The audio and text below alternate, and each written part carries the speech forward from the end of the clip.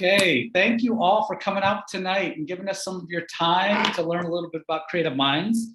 We're super excited to have you here. I'm super excited. I've got so much of our wonderful, beautiful, amazing staff on the call tonight to answer your questions and get a chance to get to know everybody. So that's how we're going to start. I'm going to introduce myself, and then I'm going to call on each one of them so they can say who they are and what they do here in the school. And if you're interested, maybe give one kind of interesting fact about yourself, or alternatively, tell us one thing you're looking forward to in the upcoming year. So I'm Chuck Jackson. I'm the executive director here. I'm going into my third year here at Creative Minds. I'm the second ever executive director for Creative Minds. And I'm super excited about the fact that this is our 10th year anniversary. And I think there's going to be all sorts of exciting events, and I think it's going to lead to another 10 amazing years of us working with wonderful children. So with that, I'm just going to kind of go across the list and just call on people as I see their names. So Nyamka, can you tell us who you are and what you do here at Creative Minds? Sure. Good evening, everyone. Nyamka Long. I'm the Chief Academic Officer here at Creative Minds. And one interesting fact, I was a founding teacher when we started 10 years ago, and I'm excited to kind of see how the school has grown over these 10 years and looking forward to celebrating our 10th anniversary. Welcome. All right, then I see Heather Hesslink next on my list. Hi, I'm Heather Hesslink. I'm the Director of Operations. One interesting fact, in addition to being the Director of Operations, I am the newly anointed Lab Director of Creative Minds Lab for COVID testing. So Heather can explain a little bit more down the road when she talks about health and how we're a healthy and safety school, but we are one of very few schools that's an actual medical lab as well, so we can do our own testing. So it's really cool. Next, I see Lorna Dill, our middle school director. Lorna. Good evening, everyone. My name is Lorna Dill, and I am the middle school director. And one thing that I am looking forward to is spring. Amen to that. And then next, going to the right, left to right, I see Derek Miles, one of our amazing coaches. Good evening. My name is Derek Miles, and I'm the middle school instructional coach.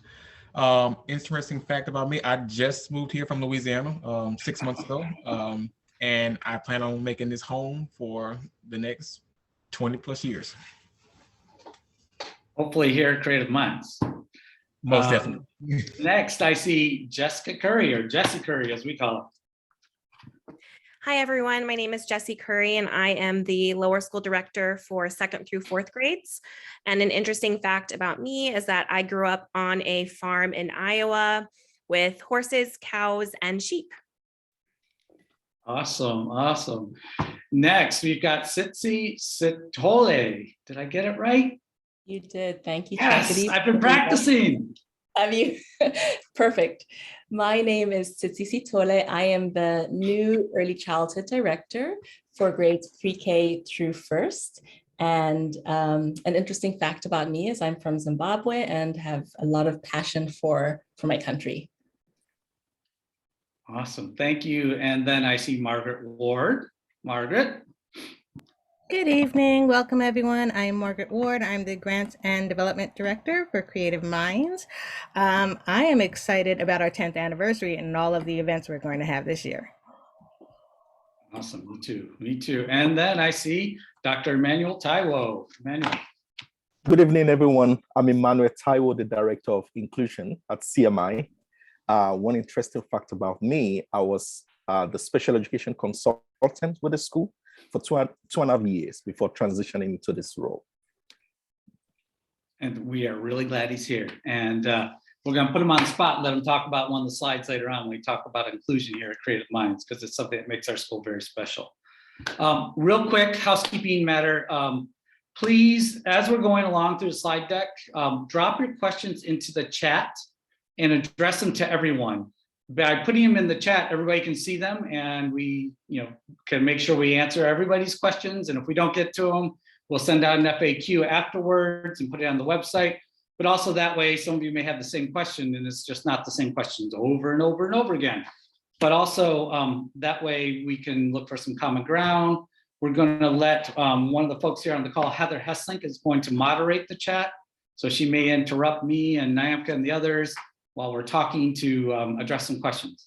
All right, so with that, I'm going to start sharing my screen. So hold on, give me 1 second here to get to the right screen. All right, can someone tell me that they can see the slideshow? Thank you for the thumbs up. All right, we'll drop it into presenter. Oh, I don't want to do presenter view. That's the one that always gets messed up. There we go. All right, so slide number 2. On the first slide, you saw a beautiful picture of our building. It is an historic national monument building that was started in the 1870s, right at the tail end of the Civil War, as a retirement and recovery home for soldiers from both the Civil War and the War of 1812 down the road. So very historic place, beautiful. We've got a lot of former vets who live here too. We have a really strong relationship with them. And the building looks like a castle. So the kids like to refer to it as the castle. This slide here is our mission statement. Like a lot of schools, we like to say why we do the work we do. And ours, we recently did a strategic planning process last year, and actually a year and a half ago, and we simplified our mission statement to make it more clear what our focus was. So I'm just going to read it out loud and let it sit with us for a minute. Our mission here at Creative Minds is to cultivate within all, and we capitalize all of them very much on purpose, all those letters, of our students, the mindset, skills, creativity, and commitment to equity, essential in becoming globally aware and independently minded citizens. Unlike a lot of other schools' mission statements, which will be paragraphs long, we thought this really captured it and explained why we do the work we do. And then the people who are on this call with me tonight are the ones who are going to tell you how we do what we want to do. So Creative Minds is a pre-K 3 through 8th grade school of about 548 students this year. We'll be growing, adding another class next year. So we're going to continue to grow for about 2-3 more years.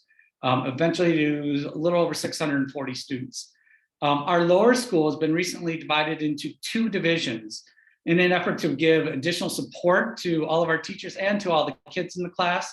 And to make it much more manageable, and also it's developmentally appropriate that we have people focused at the appropriate developmental stages. So we have a pre-K through 1st grade, and they're all on the same floor, our ground floor in the building. There's a total of 12 classes. Each pre-K class is both pre-K 3 and pre-K 4 students mixed. And we can talk a little bit about that later, why we do that.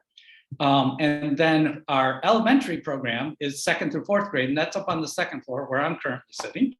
And you heard from Jessica Curry, that's the division she'll be leading. And then our middle school is on the 3rd floor, and they have 8 homeroom classes up there, and that's grades 5 through 8.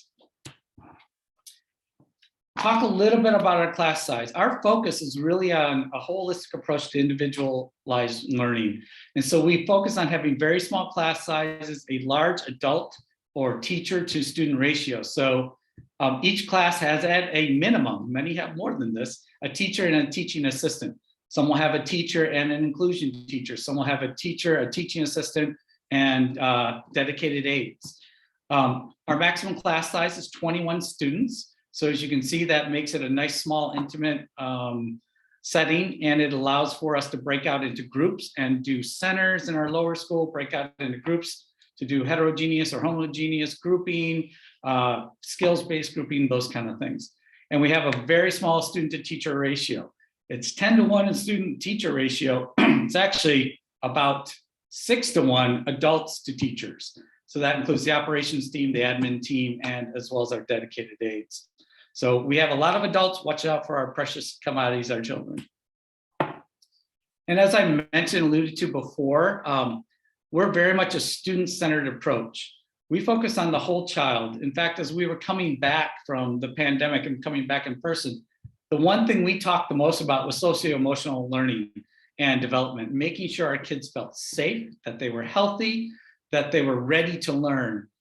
They will pick up the learning, they will catch up. All of this talk about learning loss sort of loses the fact and loses the really special thing that our kids survived these last 20 plus months of a crazy international pandemic, and they're still here.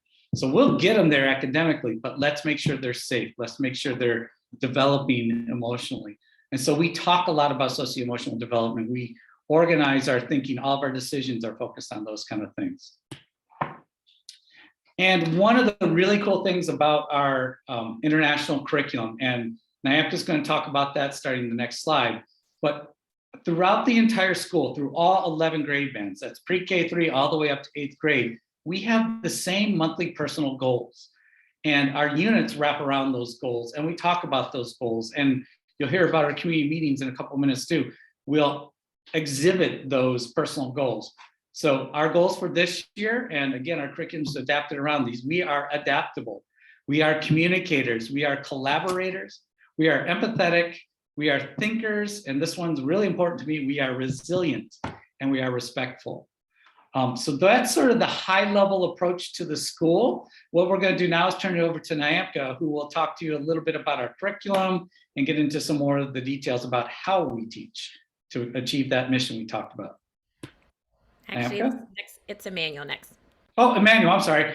Sorry, Emmanuel, you're right. Let me set this up because we kind of added this one at the last minute, because part of that equity statement that all students, we are an inclusion school. And Emmanuel described in greater detail what that means, but in general terms, that means all of our students, no matter what their learning abilities, what their learning needs are in the classroom as much as humanly possible. Some people call it push-in. It's not even push-in, they're in.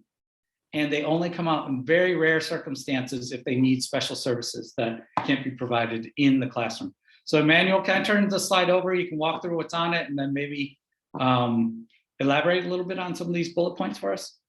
Yeah, sure. So we have a very robust special education and related services support. When we have new students join our program, we meet with the families to review the student's IEP of 504 and determine, what support and services would be appropriate for the child. And as Chuck said the other time, we are an inclusive school. We hold our students to high expectations. The teachers collaborate. We have the general education teachers and the inclusion teachers working together to make sure that students are receiving the support that they need. We have service providers in the building. We have school counselors, social worker, occupational therapists, speech pathologists, physical therapists, and other providers working with our students. Collaboration is one of our key, focus areas at CMI. We believe that when our team members work together, they share expertise and their experience, the students are better served. So we develop IEP and we review those IEP as we know the student more or better. But what we do is that at the beginning of the year, within 30 days, we meet with the family to go over everything and discuss what the plan would be moving forward. But at any time during the school year, we still invite families to come and talk about progress and see if we need to revise the IEP or updates in any way. So I think that would be for now, except there are other questions that I would be happy to address later on. Great, thanks, Emmanuel. I appreciate it very much. And sorry about the confusion. We updated the deck and it's my first time running through it, but I love it. So I'm going to go to the next slide, and I'm actually going to take this slide because I mentioned it a little while ago. Part of nurturing our communities, we try to bring people together, even in the pandemic. You can see all the masks in this picture. This is a picture from one of our community meetings. That really, really tall man is our art teacher, Mr. Garwin, who's not with us today, but we were doing, I think this is this Hispanic Heritage Month, maybe? Where we were talking about some of the contributions that people make from all different cultures. The kids will present, the teachers will present. We have community meeting twice a month for all lower school grades, and middle school does it once a month. Those community meetings are typically student-led. And then we also have exit points, and Nyamka can talk a little bit more about that when she talks about our curriculum. But as we go through a unit, there's exit points, and each one of our exit points results in a celebration of what the students have learned. It's an opportunity for them to express what they've learned and to be proud of it. And then we have advisories, which are socio-emotional lessons, which I mentioned earlier. It's sort of helping kids figure out how to be a good kid, what they need, how to express themselves. and to make sure we're taking good care of our community. And speaking of taking care of our community, I do want to spend a moment here, and I'm going to kick it over to Heather Hessling because she is one of the leading experts in the city right now on COVID preparedness, COVID precautions, and how to deal with what we've been doing. So much so that we had the first food delivery program of any school last year when we all went out, and we delivered over 180,000 meals to our families in our community. We were the first school or second school to get our own medical lab certified, and we were one of the very first schools to do weekly testing. So Heather has just rocked it for us. So Heather, can you run down some of these for us and tell us some of the amazing things that we're doing to keep people safe in this pandemic, as an example of how we'll keep them safe when we're out of the pandemic as well? Great. So a little bit about our health and safety. It is definitely our first priority, and we want everyone to feel like they are safe and able to learn in the building. And one of our key strategies is around testing. Every week, we test 100% of students and staff through a PCR test. In addition, as we are now our own lab, we also just set up a symptomatic testing program for any student who is exhibiting COVID-like symptoms. We are able to test at school so that if they test negative, they can stay in class and learn a lot. The other thing that we are getting ready to do once DC Health allows it is we will be setting up a test to stay program for students to maximize the time in the classroom, and as opposed to being excluded out of the classroom. Other things that we have done is we have really encouraged people to get the vaccine and to be healthy and safe. So we've actually hosted 3, at this point, COVID and flu vaccine clinics, and we've had over probably 300 people get a shot at one of our clinics. In addition, we've adopted strict cohorting for our groups, so they're kind of by grade levels. And so that way we keep people in small groups to minimize unnecessary exposure. We practice social distancing. We have enhanced cleaning protocols that include cleaning all the high-touch surfaces every night. In addition, we have the building electrostatically sprayed once a week to make sure it kills any sort of germ, not just COVID, but also the flu and the norovirus and everything else that could live in the building. We also put in air filters, HEPA UVC filters in all the classrooms and all the spaces. In general, we are a very open community when it comes to health and safety, and we welcome feedback and we embrace it and try to make sure that we are clearly explaining what our protocols and procedures are, so that way everyone is following them, because in order to keep a safe building, it's not just the policies that are written down, it's everyone's job. Some of the other things that we do every morning is we have our own screening app that's available on Google Play and the App Store, and it asks basic questions, and every day we check to make sure that everyone is feeling good with a quick, how are you doing? Show us your screening results. And then we really try to keep the building and the classrooms as close to normal as they were pre-pandemic, because we want everyone to be safe, but we also want students to thrive in a nurturing environment. Awesome. With that, I will turn it over to the next slide. Thanks, Heather. Appreciate it. And now it's Nyamka's turn, but I just want to check. Jen, are there some questions we should address now, or are they going to be covered later in the deck? I'm not tracking the chat because I'm presenting. Hey, Chuck, we have had some questions come in. Maybe Nyamka can talk a little bit about this when she's talking about curriculum. Do all classrooms get natural light? Nyamka's also going to talk about outdoor time. That's another question we had. We did get a question about protocols for students who actually contract the virus. Do we isolate people? Do we quarantine people? Maybe Heather could talk a little bit about that before we move on to the next slide. All right, I can definitely talk about that. Currently, we have very robust health and safety measures in terms of quarantining close contacts that are aligned with DC Health. Right now, students who test positive are, as per DC Health, they are excluded and they learn remotely for 10 days. We do in-depth contact tracing, and depending on vaccination status and a handful of other factors, students may be excluded, they may not. Our current policies, we are expecting major changes in the DC Health guidelines in the next week, so that's going to flip all of our policies on their head. But yes, we do follow DC Health guidelines, and we also take into consideration mitigating factors within our community to set our own guidelines, because some of DC Health guidelines are requirements. For example, if you are COVID positive, DC Health has very clear standards that you must be excluded. However, there's a little more flexibility and leniency to tailor some of our policies to our school environment. That includes like our policies regarding travel and people who are unvaccinated. So the short answer is yes. And we clearly communicate them all the time. And if you send an email, for example, that says my child is not feeling well, and you don't specify why they're not feeling well, you will get an email back saying, hey, you may have triggered our protocols. Here's what we need you to do. If you email and say my child is staying home because they have a fever, you have triggered a protocol, and we do reach out to you and give you one-on-one comments, guidance. We track it very closely. We share with our staff, like, we want everyone to feel safe and comfortable. So we track it very closely. It's a pretty robust program.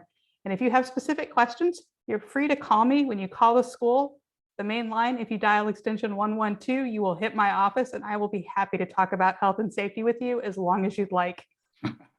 Otherwise, we could be here all week. Yeah, and we've had several town halls with our community, both up to the holidays and during the time we were remote. And we'll have more when we do talk about changes in the healthcare policies, where we talk about how we're going to adapt to it. So we try to keep our community informed. And certainly if folks can't join, they're all been recorded and are available, just like tonight will be. So we do a lot to try to make sure folks know what's going on. All right, Namka. Oh, wait, do you want to do natural light and outdoor time? I heard those two from Jen. And then I think, Heather, you're going to take over the chat, right? Yes, I'm actually taking notes. I know I was talking, so I wasn't monitoring, but I'm reading it. I'm grouping why I all the kicked it to questions Jen. together. Okay. And Perfect. once we get to the end, I will start asking the questions, because I have a feeling a couple of them are going to be answered as we start talking about our program. Okay, perfect. All right, then Nyamka, the floor is yours. Right. So good evening again. We've talked a little bit about our approach to educating the whole child. And what that means is thinking about their social emotional development. We've talked about how we're going to keep them safe. And now we want to move a little bit into the academics, and want to tell you a little bit about our holistic approach to the curriculum that we chose. We are a public school, so we're held accountable to the Common Core state standards. We have chosen to adopt an international curriculum through which this is the lens that we approach meeting those standards. And the really nice thing about this curriculum that it continues to build. So in pre-kindergarten, it starts with our international early years. And there's some common themes with the personal goals, with the international goals that are woven throughout this curriculum. After students move through the international years, they move into the international primary curriculum. And that goes from kindergarten through 4th grade. And then it moves to the international middle years curriculum, which is 5th through 8th. Next slide, please. Here, for the international early years, IEYC, and international primary curriculum, it goes through this cycle of learning, and it starts with an entry point. And that's what really gets students excited about the theme. As you'll see around the outside the perimeter of the circle there, these are sample units of learning that the students would embark on.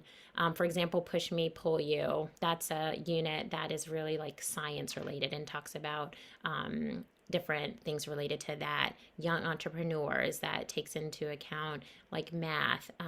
But the learning that happens under these different topics goes through this cycle of learning. Like I said, it starts with an entry point where it gets students really excited about what the topic is going to be.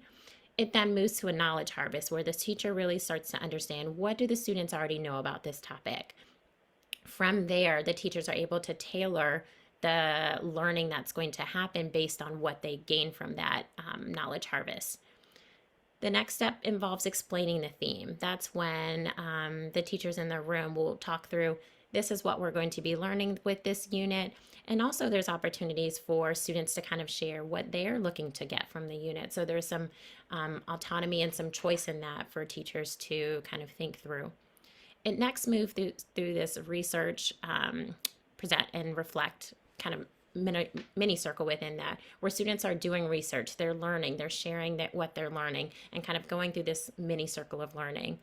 And it culminates with an exit point. And that's really an opportunity to kind of celebrate the learning that has happened. Students are reflecting on what they've, looking back of what, starting with the entry point, the knowledge harvest going through, and really celebrating that learning that has happened. And having that consistent kind of circle of learning the students know what to expect, and that kind of same secular pattern occurs from when they're starting at 3 years all the way up through the middle school. Next slide, please. So as you see, there's a similar plan approach to the learning here with the entry point knowledge harvest for the international middle years as well. Kind of one difference here is that with the research, like in middle school, it's a lot more independent work that we're asking, and it's kind of that gradual release where, you know, in the younger grades we're providing lots of support, but as they get to the middle years, they're, you know, independently doing more research there. Next slide, please. Next up, just going to talk a little bit about the global languages. So starting in pre-K 3, all of our students take Mandarin and Spanish. That happens 1 day a week. We are not in an immersion school by any means. We call it exposure. We are exposing students to the language and the culture of those two languages there. When students get to 5th grade, we do ask that they choose a language that they want to study and move more towards mastery.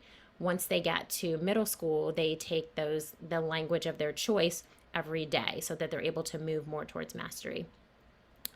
And there you see kind of what happens there for the times that they take those. The next day is just kind of an overview of the school day. On Wednesdays, we recently started this during the pandemic. As teachers were asked to shift to, everyone became a new teacher with the pandemic and learning virtually. We wanted to create a space and opportunity for our teachers to have professional development. So we moved to a half day on Wednesday so that the leadership team and the teachers could really connect and reflect on how things were going in their classrooms, changes that need to be made, sharing ideas among teachers, and we really found this a valuable opportunity. So we have continued that now that we are back in person. What that looks like is on Wednesdays, families having the opportunity to pick their students up from school at 1 o'clock. They can also choose to keep their children at school from 1 to 3:30. But in that afternoon, we do still connect with the lead teachers, providing professional development, opportunities for planning. So just want to highlight there, you see the two differences between the Monday, Tuesday, Thursday, Friday schedule, as well as the Wednesday schedule. Let's see, next up, I know this was one of the questions, recess. We, thinking about the whole child, we believe that it is important for our students to be getting activity and movement, starting with preschool all the way up through 8th grade. So our preschool 3 through 4th grade, they have 2 30-minute blocks of recess every day. I'm going to say that again because I think that's something very unique about our program that you don't get everywhere. We do believe that it's important for students to be moving, so preschool through 4th grade, they have 2 30-minute blocks. Our older students, they continue to need opportunities to move too, and we think it's important, and so they have the 1 30-minute block. Meals. So our currently we have our pre-kindergarten through 1st grade eating in the classroom. Our 2nd through 8th grade, they're having their meals in the main hall. We'll continue to monitor this. This is just our current practice being in a pandemic, and ensuring that's times when students have their mask off. So we had to be very careful about keeping cohorting because students are unmasked during that time. And we have many of our students in our pre-K who are unable to be vaccinated this time. So we want to just be extra safe. Breakfast is free for all of our students. And let's see what up's next. We have a data glance. This is kind of an overview of what it looks like for our pre-K students. So learning centers happen twice daily. So what that looks like, going back to the themes,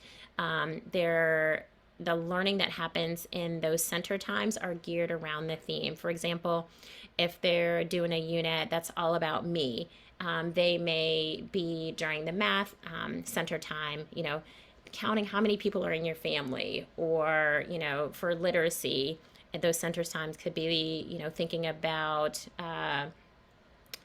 the books that are in our classroom. So different things like that kind of related to literacy or math. They also have those enrichment classes. We call them e-classes. So 1 day a week, they would have one of these specials. So maybe on Monday they have music, Tuesday have PE, Wednesday have Mandarin, Thursday have Spanish. Music and art right now happen on a semester basis. So for example, currently our middle school students are taking music this semester. Last semester they had art. And so that alternates with their lower school students. I mentioned the 30-minute recesses for them. They also have a morning or afternoon snack, napping, rest time, and then also the meals, breakfast and lunch in the classrooms. Here are some pictures. The picture on the left is one of the centers happening in preschool. The activity on the right is one of our inclusion teachers. Just wanted to highlight this is with the number of adults that we have in our program, we really seize that opportunity to have small groups and meet students where they are. Next slide, please. Here's a data glance at K through 4th. And this is our international primary curriculum, so kindergarten through 4th grade. And you sign it, we each beginning of the year, we kind of start with a unit called Brain Waves. And that's a really exciting opportunity for students to kind of learn about how your brain is connected to learning. And right there, you kind of see this mind map of, I think this is for kindergarten, showing how all these things are connected and, you know, using visuals to help students learn that information. Next slide, please.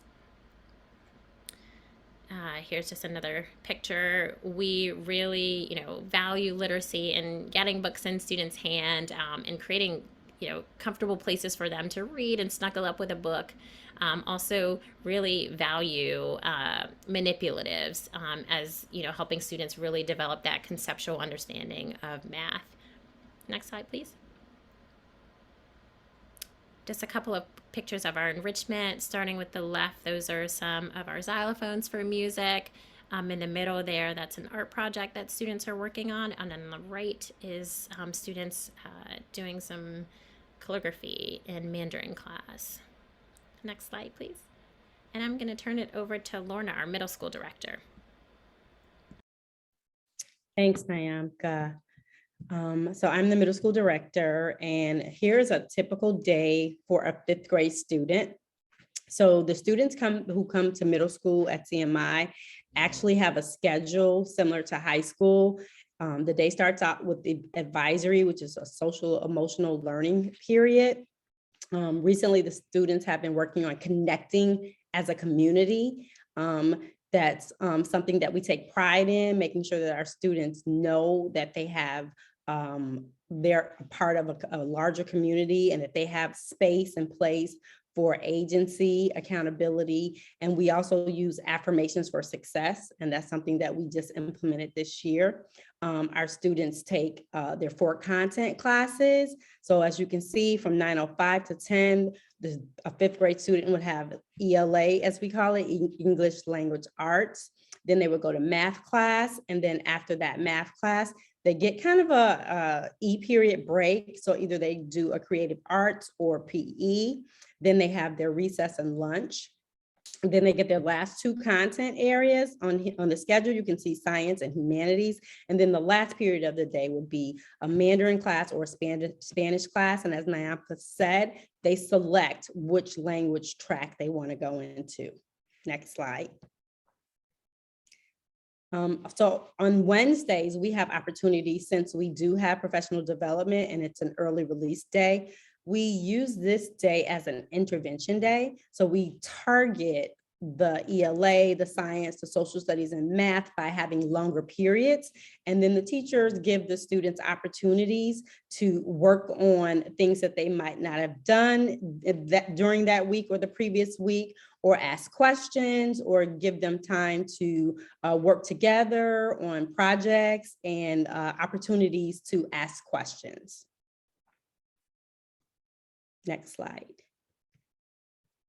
We just opened up our beautiful 3rd floor library. We started last year collecting books to house a library, and we want our students to have a love for literacy and for reading. And so we also wanted to make sure that it's a diverse, eclectic group of books. And so as you can see, the picture on the left is our library, and the picture on the right is one of our beautiful 6th grade students enjoying her selection. Next slide, please. Okay, I think we'll let Nyamka talk a little bit about our extracurricular activities now. Thanks, Lorna. Yes, next up, we have extended Creative Day, and this looked a little bit different this year, and I can kind of speak to what it looks like now, what it looked like previously, and what it looks like now. Previously, we had a very robust offerings for aftercare, extended care. We had Tippy Toes, which was a ballet. We had music instruction. We had capoeira. We had art classes. We had cooking classes. So many robotics, lots of fun things. This year we had to do it a little bit different because those previous programs were students mixing from different cohorts. We have students cohorted this year by grade level. And in order for us to do that, we were not able to offer as many extensive after-school extracurricular activities as we had previously. This year, what we're doing is we still have an extended program, but we are trying to get students outside as much as possible, getting some energy out. And we also, coming with fun things for them to do in their classroom in those cohorts.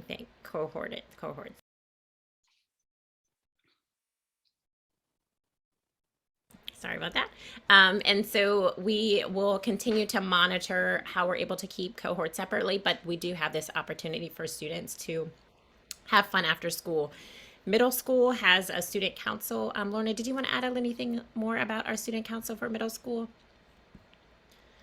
Other than they're very active in representing the school and very vocal in asking for what they want and representing their classmates.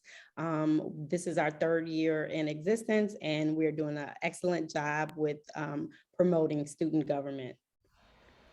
Thank you, Lorna. They're awesome. I'll just want to throw in, they've interviewed me, they've met with our parent support group, the Creative Families Association, to put forward a proposal to ask for them to invest in playground equipment and sports equipment.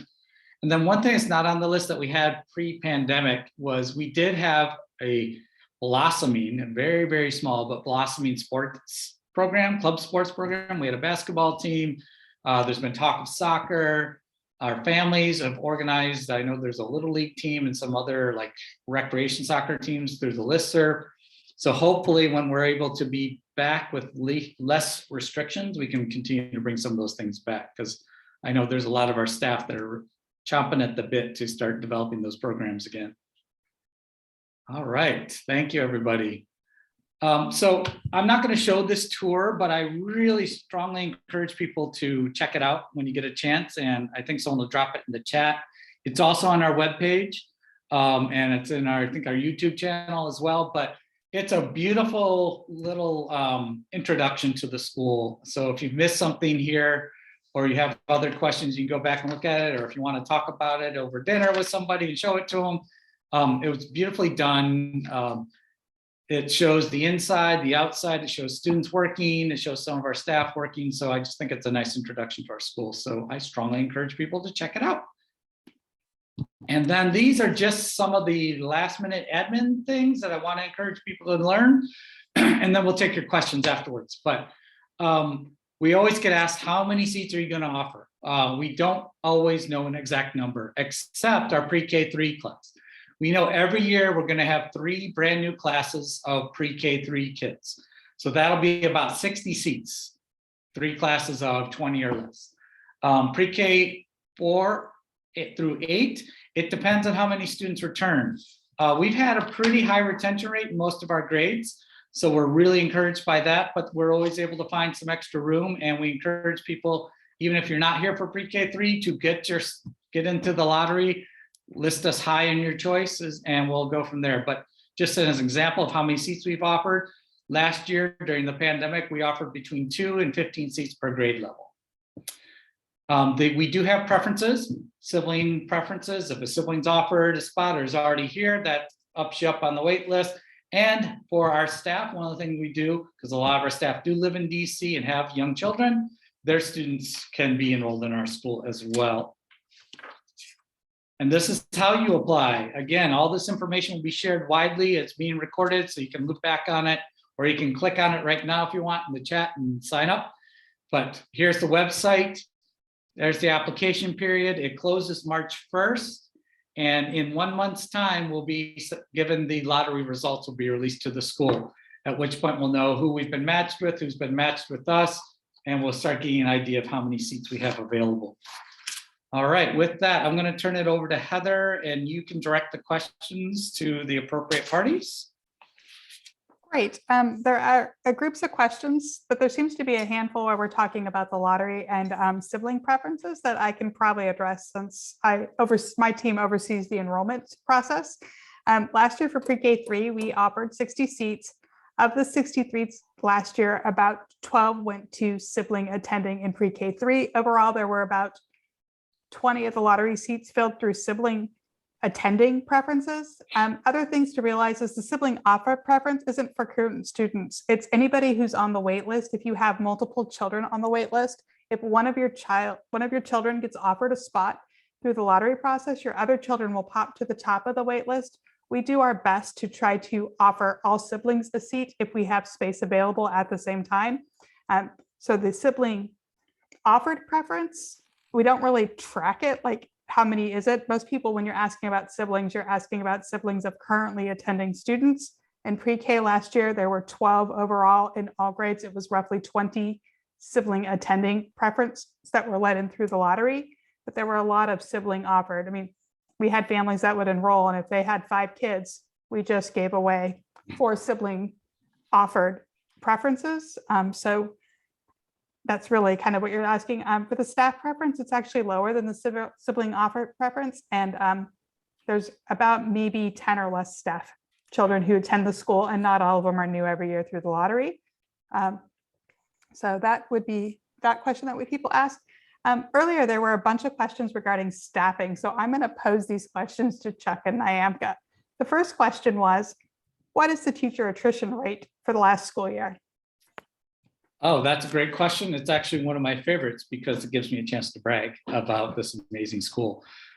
Even in the pandemic, 97% of the teachers we invited back accepted the offer. That's unheard of pre-pandemic. That's unheard of in just about any school in the city. And I attribute that to, we spend a lot of time, everybody talks about safety and taking care of the community, but that was our #1 priority throughout the pandemic. So we engaged our staff as much as we could. We made sure they were safe. We took care of basic family needs. We didn't lay a single person off, even though we knew some people weren't going to be fully employed all day long like they would be if they're in the school, because we didn't want to put them in a place of hurt. And because they're a valuable member of our community, so we wanted them to stay in our community. And I think as a result of that, as I mentioned, 97% of our staff came back. Great. Kind of following on that same lines, somebody asked about what is the tenure of the teacher rate? What I think they really want to know is what's kind of the average year of experience that our teachers have.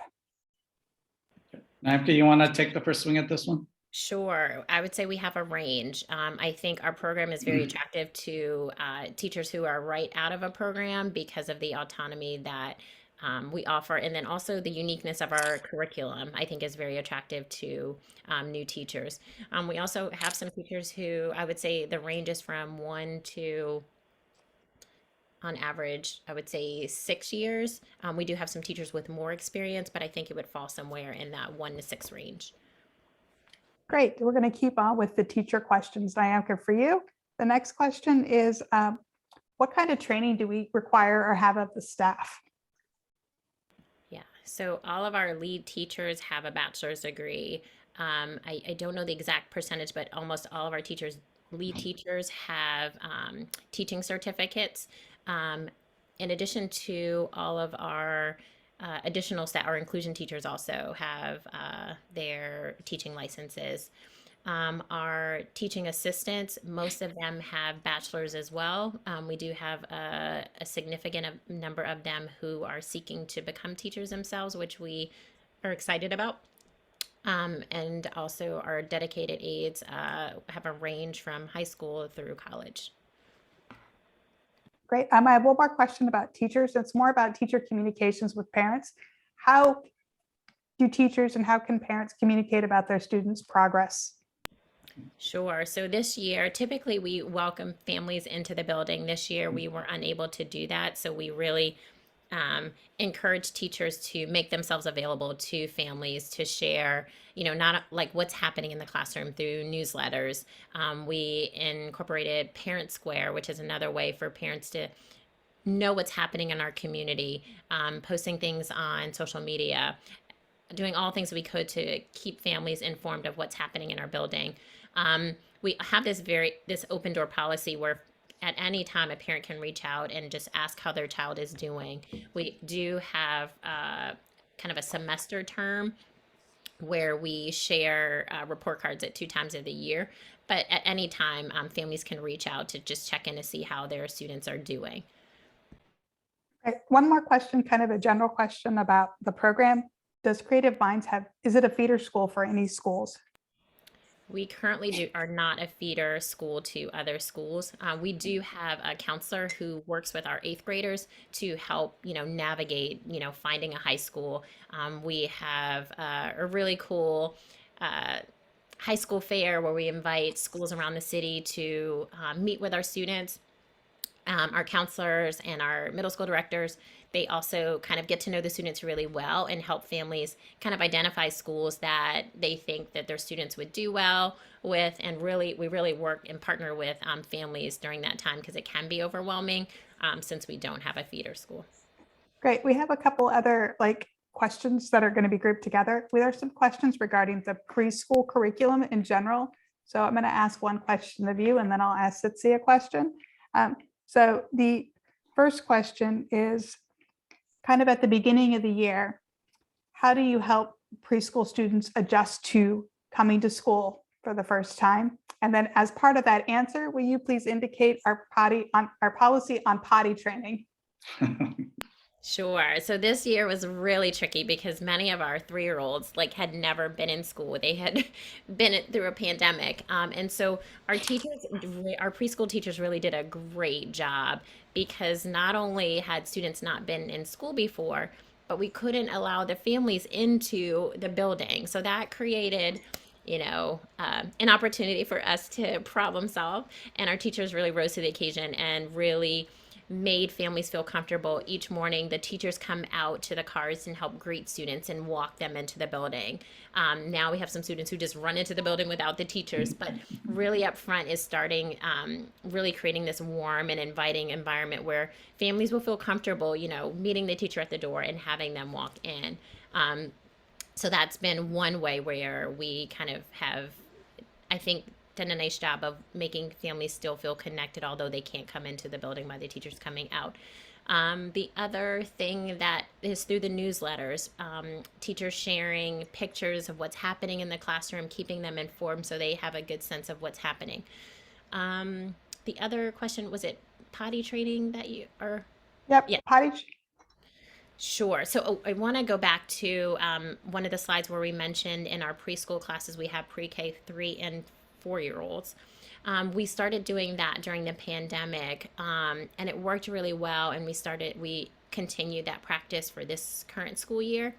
The thinking around that is that when we brought these new students into the building, we wanted to have somewhere who were older, who potentially had been in a school setting before, because they could be models for some students who had not before. So for example, I think that helped with potty training. I think there was this peer pressure. Oh, I see my friend going to the potty. If I'm not quite potty trained, I'm going to try and do what my friend's doing. So students are not required to be fully potty trained when they come. But I think students quickly catch on if they are not. Great. The next question is going to be for Emmanuel. Emmanuel, somebody wants to know if they have a preschool student who needs special speech therapy or other kinds of needs. How do you meet those needs? So we have in-house providers. We conduct evaluation to determine the present levels and the needs of the child. And based on that, we develop an IEP to meet the needs of the child. Our speech pathologists will meet with the family, meet with the students, and work with the other special education teachers and the team members to develop the plan. Emmanuel, one of the questions came about the special ed providers. What type of providers do we actually have in the building that are on staff, and what do we outsource? Yes, so we have special education teachers, inclusion teachers, we have speech and language pathologists, we have occupational therapists, we have social workers and counselor. And the ones we contract out, we have the physical therapists, we have the audiologists for now. Right. The next question is going to go more towards the academic team that are on here. We've had a couple of questions that are very similar. They've asked, basically, if you have a spirited child, how do we engage them? And then also another question very much along the lines, if you have a child who is advanced in some academic areas, how do we make sure that every child is progressing so we're meeting the whole child? And then the third part of the same question is, how do you engage the whole child? Sure. So I think a big piece of that is really our teacher to student ratio. Since we have that kind of small ratio, our teachers are really able to meet the students where they are. We really value the opportunity to have small group lessons. And as a public school, we have students with a wide variety of needs. And so oftentimes we're able to kind of do some homogeneous groups or heterogeneous groups, where we're grouping students based on their needs, but we can do it in different ways. And so in those opportunities with, sometimes 3 or 4 adults in the classroom, you can have those small groups, which are really targeting where students are. For example, you may have a student who is really advanced in literacy. And so they may be in one group for literacy, whereas in math, they need a little more support. So they may be in a different group for math. And really utilizing the adults in the building in the classroom to support the students.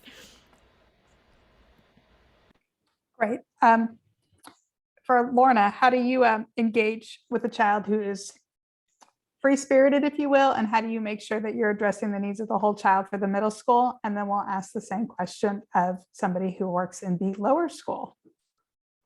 So the free-spirited child, we want to channel all of that energy into something that they're interested in and make sure that they become an expert and a specialist in that interest area. We love free spirits. I think that's part of the Creative Minds motto, is that we accept you as you are, and we work with everything that you bring to the table. Also with the student who is above level, depending on if it's ELA or reading or math, we tend to make sure that the teachers use differentiation in the classroom to at least address some of those extra, heavy needs that high flying student might have, the curiosity, and give them opportunities to show and exhibit their knowledge, skills, and understandings. We've also had opportunity in the past to allow our middle school students to take Khan Academy, or I can't remember the name of the other math class that the students took, but it was Algebra 1, Algebra Geometry, and Algebra 2, if they meet that level of need. And what was the third question, Heather? For you, it was mainly the, how do we engage the whole child? The whole child. We just, in middle school, we don't have as much recess as the lower school students, but we do have a lot of engaging activities where the students get an opportunity to move around during the project-based learning activities.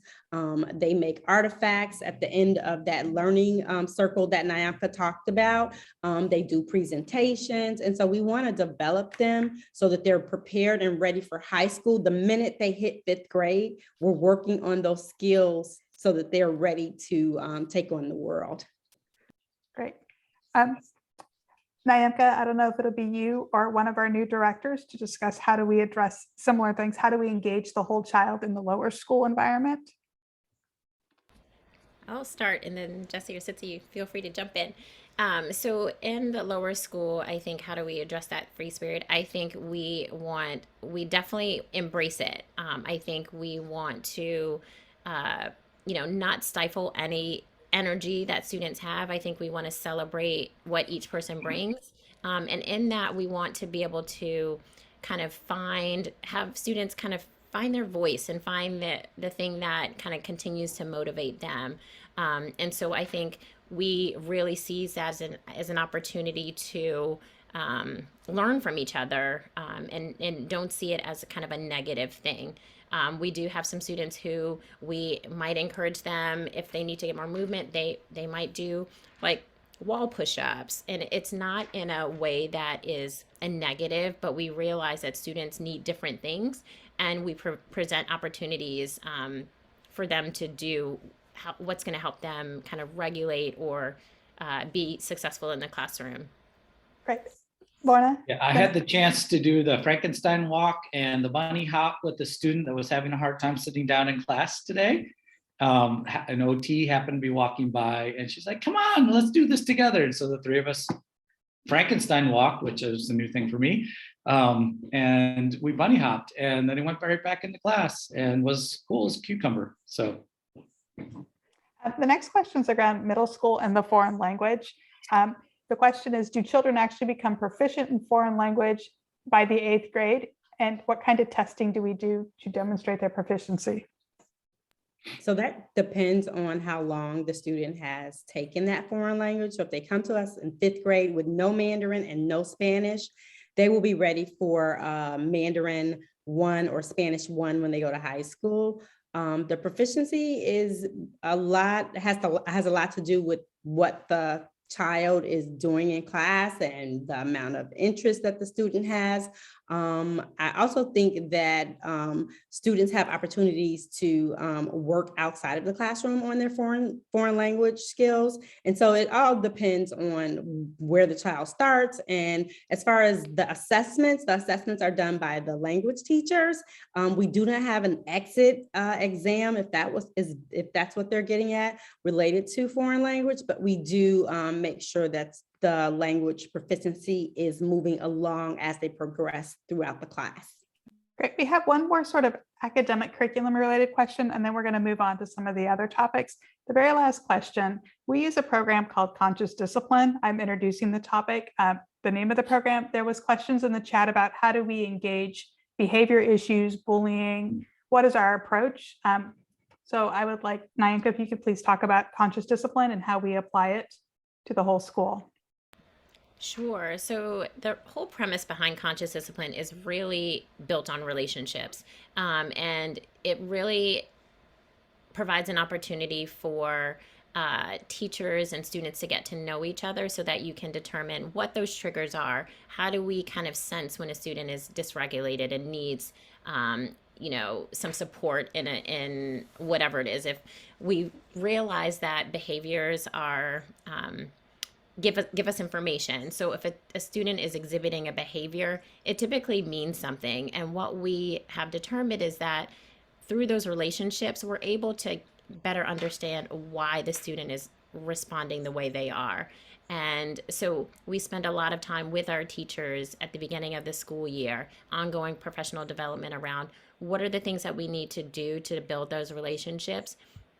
Because once that relationship is established, if a student is having a rough time, the teacher has a little more empathy and able to engage with the student, is able to understand that, okay, I understand why they are responding this way, and approach it from, instead of just responding to the behavior that the student is exhibiting, kind of getting to, maybe they're doing this because they didn't have their lunch, or maybe they're doing this because something is happening at home in their family, and addressing, not just the reaction of the child, but really getting to what the symptoms are that's causing the child to behave in that way. And so we have a very different approach to behavior. I think we consider what the behavior is, but then we also think about what's the age of the student. Is this the first time that this incident has occurred? Is there something happening at home? Does the student have an IEP? Is this a typical behavior for the student? All those things are taken into account as we kind of determine what a logical consequence is. And I want to highlight logical consequence because we want the way that we respond to the behavior to be related to what the behavior is. For example, if a student is moving throughout the room or doing something that may, I don't know, destructing property in the classroom or something, a logical consequence for that would be having the student clean that up or pick up the things that were thrown on the floor. It wouldn't be they would miss recess because that's not related to what happened.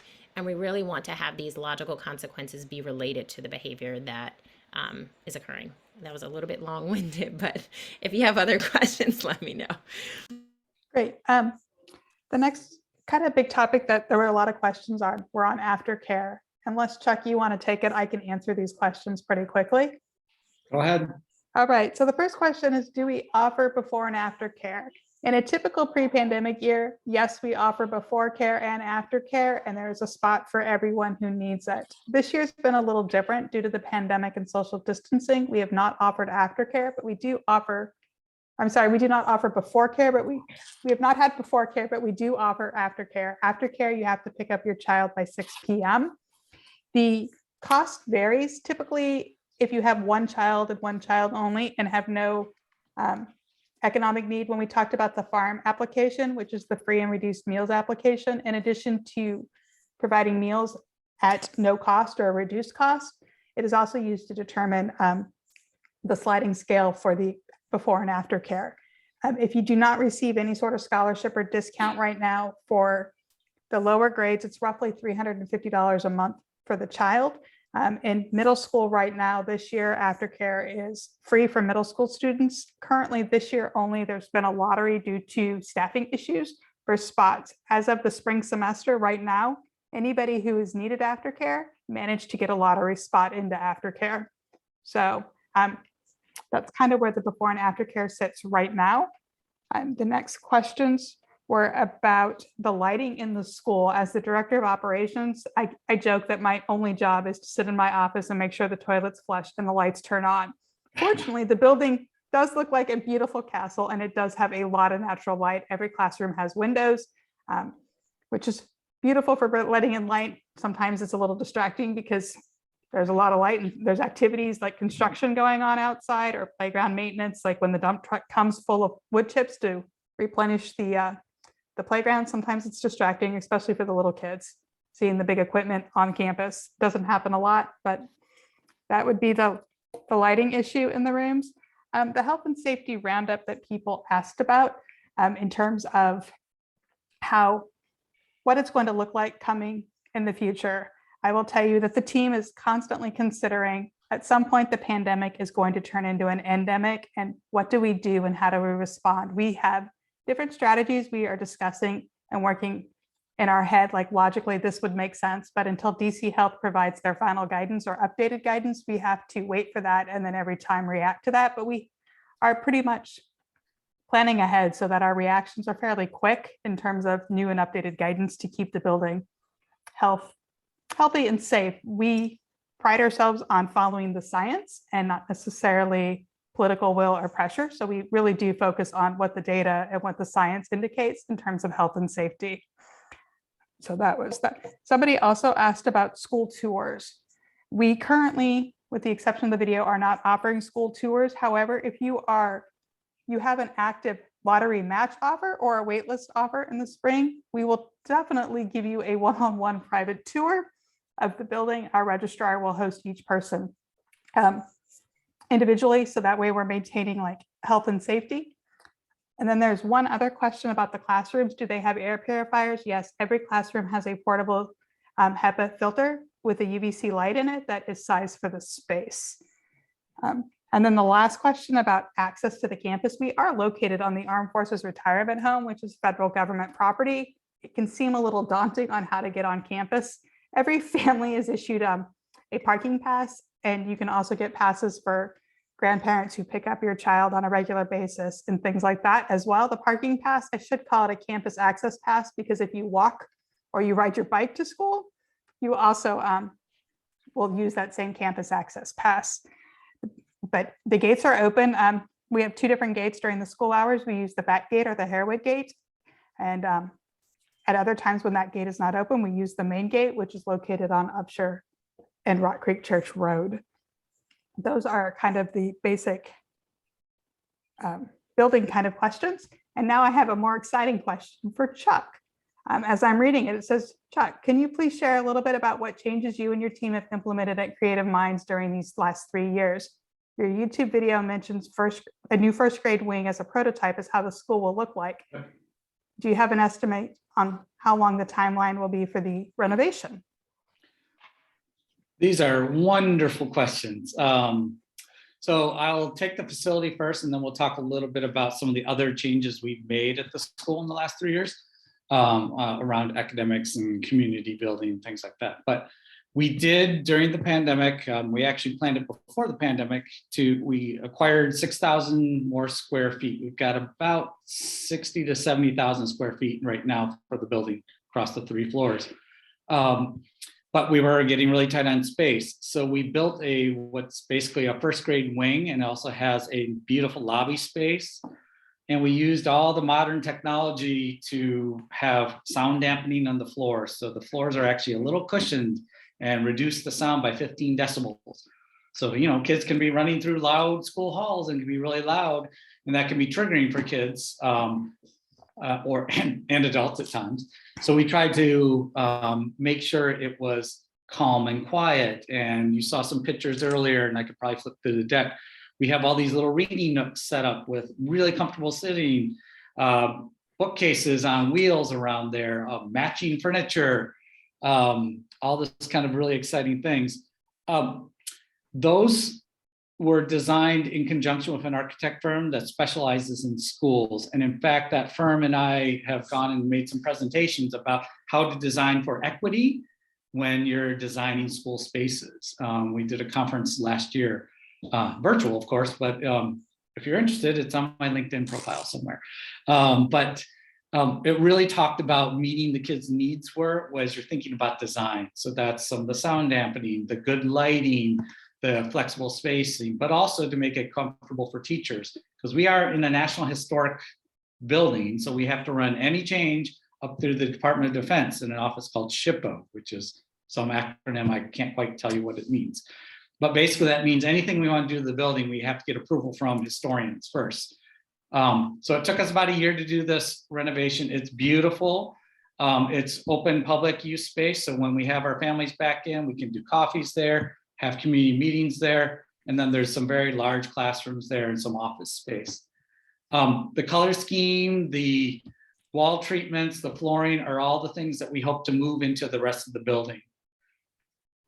Figuring out what that looks like is also difficult, to be honest, and a timeline was part of the question, because we got to find the money. That renovation of 6,000 square feet was just under $1 million because we had to upgrade all the electric, because the electric is 50 years old in a 150-year-old building. So there's a lot of added costs working in a historic building.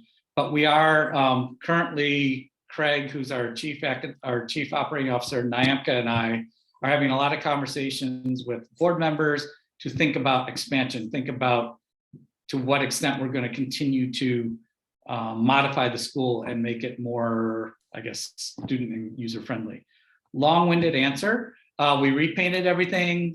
We have all new window treatments over those windows. So yes, it gets a lot of light, but if you want to show something on one of our Promethean boards, you can easily lower the blinds. And if any of our teachers need anything, desk, rug, whatever, all they need to do is put a quick order in at the front desk and we get it as soon as we can, because we think it's really important to provide our staff and our students with what they need. Great. The next question is going to be more of an academic related question back to pre-K3. The question was, how much computer or screen time do students in pre-K3 get? Do they use iPads? Do they use a smart board? What does technology look like in a preschool classroom? Sure. In preschool, we really keep it to a minimum.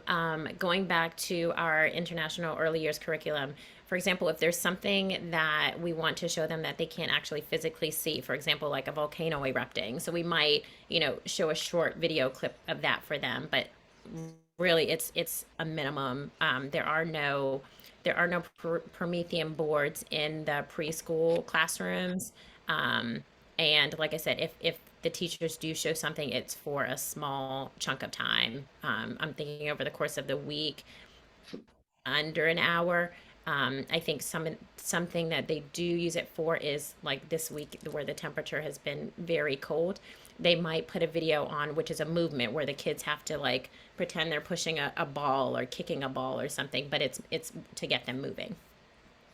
Great. The next question too, what is a Promethean board and what kind of technology do we have in other grade levels? Like for example, in like second or third grade, what type of technology is used? And then how about in middle school as well? Sure, I'll kind of talk a little bit for our lower school, then I'll turn it over to Lorna and Derek to kind of talk about middle school. So in a Promethean board I'm trying to think of how to describe it. It is a large board that has internet access. It's meant to interface with a teacher's laptop where they're able to share lessons. They're able to have students come up and write on it. It's an interactive board that is used to really take teachers' lessons to the next level. And we have those in each of our classrooms. We purchased those boards right before we went to the pandemic, before we moved into the pandemic, and now we're offering training to teachers to be able to kind of slowly incorporate more and more of their teaching with these boards. Lorna or Derek, did you want to add anything for middle school? I just wanted to say we have devices for our students, and those are computers or laptops, smaller laptops that they take home. So they have that same device in school and they have one at home. And so we're 2-to-1 device. So every student in middle school gets 2 devices. Right, I think that was a big change in the pandemic. We've always had laptops, Chromebooks, iPads, those kind of things available for kids. But with the pandemic, we were able to send one home with every 3rd grader through 8th grader. So they have one at home, and then they also have one in the building. So if they're doing, remember that circle, if they're exploring the theme, or if they're doing their knowledge harvest, they may do some work on the computer there. Again, it's all supervised. We have something called Go Guardian, which is monitored to make sure you can't get on any of those other special sites, and certain words will trigger it. The very few times that's happened, we've worked with the families directly to let them know, but it was very, very rare. And then if we do have to go out into an all-school quarantine or something like that, which we don't expect to have to happen given the rates are declining so much, we do have enough devices to send one home with every student so they can access the Zoom lessons and they can access Seesaw and things like that. So yeah, we're not necessarily a blended learning or a STEM school in that respect, but we use it more as sort of a humanities or support teaching tool. We're not dependent on it, I guess is a good way to put it. Well, I think we've answered most of the questions in the chat. So I saw some hands raised. Can we, if you did raise your hand, it flashes on my screen, please put your question in the chat, unless you already have, because I want to make sure we answer them all. I just saw, I haven't seen it in a couple minutes, but someone was raising their hand. Yep, 2 participants, there we go. So if you could just put your question in the chat right now, that would be great so we can answer it, because we're not, well, it's just really difficult to unmute people when we have such a large group. And Heather, let me know if they come up in the chat or maybe they've already been answered. Yeah, I'm looking. I don't see anything yet, but okay. So while we're waiting for the awesome questions that people really have, so I will ask a question of Chuck. As the executive director of the school, what is the one thing you are most proud of about Creative Minds? Oh man, I love this school. So I kind of quasi-retired from education, coming from a different school, and was going to be a consultant and make all kinds of money. And then they said, just come meet the school. We need an interim ED. The founder's leaving. It's really special, and it's an international school, and it teaches languages, and it's art infused, and everybody's really nice. And it's not the kind of school where you train kids for the military, for prison, right? It's not wide hallways, it's not uniforms, it's where kids learn to express themselves, and it's channeled in positive ways. You heard how Lorna answered questions about some of our high flyers, right? We find the energy and we channel the energy into good things. And I saw all that to be true when I got here. And the work we did over the last 3 years, which I think I'm most proud of, is we focused on equity. The pandemic shone a very hot, bright spotlight on the inequities in the city, access to internet, food. We learned many of our families were getting 2 square meals a day here. That's why we did the meal delivery program, to make sure no one was going hungry during the pandemic. That's why we ran the clinics on site. That's why we made sure everybody was healthy and safe, and all of our staff are vaccinated. That's why we do weekly testing to make sure everybody's safe. But in doing all that, we overlaid it on top of community, talked about taking care of our community. And that's what led to that high employee retention rate. That's what led to having this amazing group of people here who you've heard from tonight, who are all like just the top in their field. And we're so wonderfully excited to have them. So I'm super proud of the people who do the work every day. And I'm just very, very excited. I think this focus on equity has unified the school in a way that a lot of other schools are struggling with, where people can be themselves, but also see themselves as part of the community. So that's one thing I'm particularly proud of. Great. Well, Chuck, I have another question for you regarding the operating budget of the school. So somebody looked at it and noticed it's in the red. Is that due to the renovations? And does it impact the students? Or is that due to the crazy way that the rent and the rent credits are calculated? So the really funny part about all that is it's because we have a 30-year lease on this property, and we have to hold that expense every year. So basically we know what we would pay in rent, and that's an expense you have to book every year. And we know what it's out for over 30 years, so we spread it out. And then we do renovations, and then we get rent and credits, but we don't get the rent credit until the end of the year. So it looks like we owe all this rent when in fact we don't owe all this rent. In fact, we're one of the most financially stable schools that I've seen, and I've been doing this for almost 20 years now. We've got almost 6 months cash in the bank that we can use for capital expenses. So when I talk about doing these renovations or these painting, we don't have to borrow money for that. The school has very little debt. It's $1.5 million, and we have a $16 million a year budget. So we're very, very conservative in how we manage our money. And because we were, another thing I'm really proud of is we were able to move. When I first got here, our salaries were in the lowest quartile of all charter schools in the city. We are now dead center and above. So our staff are market competitive now. So that might be another reason why folks stuck around instead of leaving, because they're getting paid what they get paid at other schools and getting some appreciation of the amazing work we're doing. So our budget, we have a really strong finance committee on the board, which meets twice between every board meeting. We go over our financials in every single board report. It's Open Meetings Act, so anybody's welcome to participate in it. But that red piece is really about this rent credit piece. It's because we have to carry the expenses at the beginning of the year. I'm going to bore you with some information, but the accounting principles just got changed. The GAAP, they're called General Accounting Principles, just got changed. So now we're going to be able to report our rent differently. So that red's all going to go away. We're very excited about that. We're early adopters in this new accounting principle, and we're actually helping the public charter school board spread it to other schools.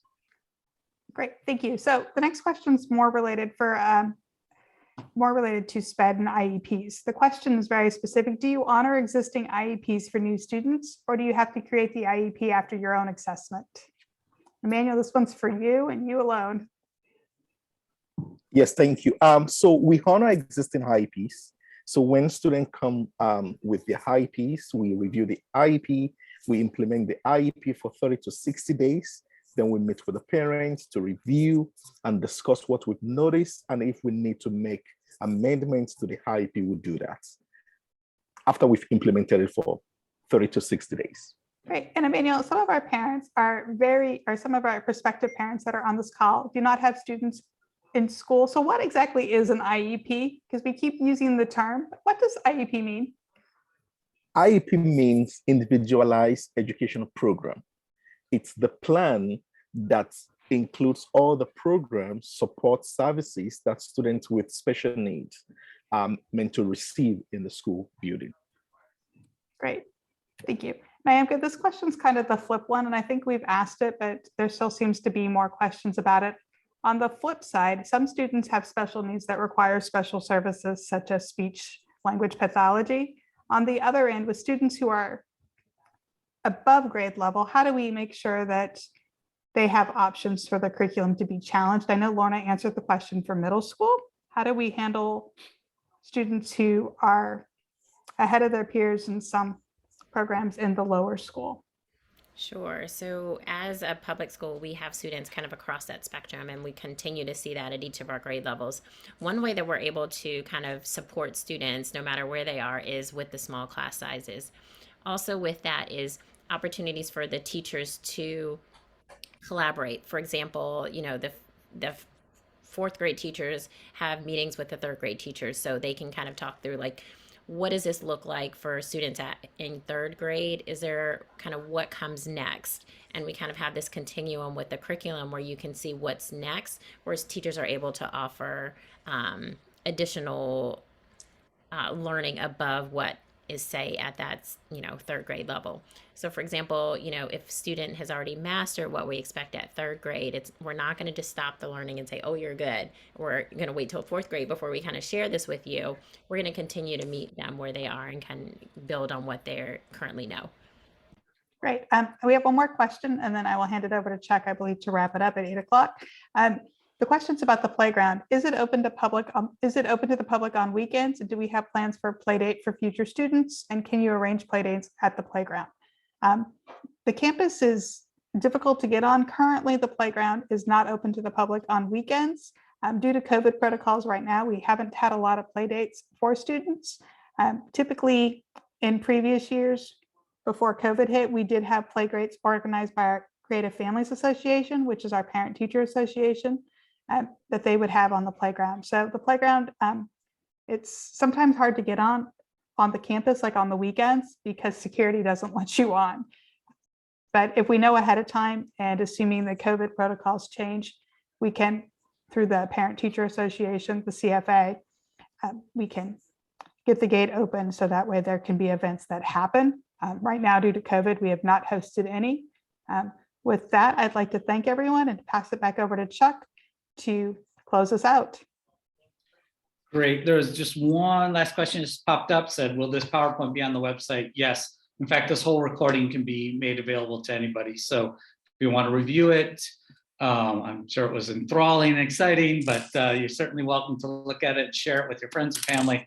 I just want to take a minute to thank all of you for joining us this evening. Normally this would be in person. You'd see our amazing great hall with its 40-foot high ceilings and these beautiful arched windows and artwork all over the place.